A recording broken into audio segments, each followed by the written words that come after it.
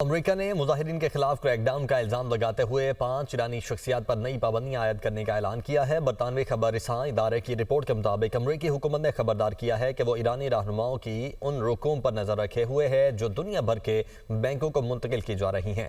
پابندی کی زد میں آنے والوں میں سپریم کونسل برائے قومی سلامتی کے سیکرٹری کے ساتھ ساتھ اسلامی انقلابی گارڈ کور اور قانون نافذ کرنے والے اداروں کے کمانڈرز بھی شامل ہیں۔ امریکی وزیر خزانہ اسکاٹ بیسنٹ نے کہا ہے کہ ایران کے رہنماؤں کے لیے واشنگٹن کا پیغام بالکل واضح ہے۔ امریکی محکمہ خزانہ جانتا ہے کہ کس طرح آپ عوام سے لوٹی گئی رقوم دنیا بھر کے بینکوں اور مالیاتی اداروں میں منتقل کر رہے ہیں۔ ہم ان رقوم کا سراغ لگا رہے ہیں۔ انہوں نے مزید کہا کہ لیکن اگر آپ ہمارے ساتھ شامل ہونے کا انتخاب کریں تو اب بھی وقت باقی ہے، جیسا کہ صدر ٹرمپ نے کہا ہے کہ تشدد بند کریں اور ایران کے عوام کے ساتھ کھڑے ہوں۔ بیسنٹ نے کہا امریکہ آزادی اور انصاف کے مطالبے میں ایرانی عوام کے ساتھ مضبوطی سے کھڑا ہے۔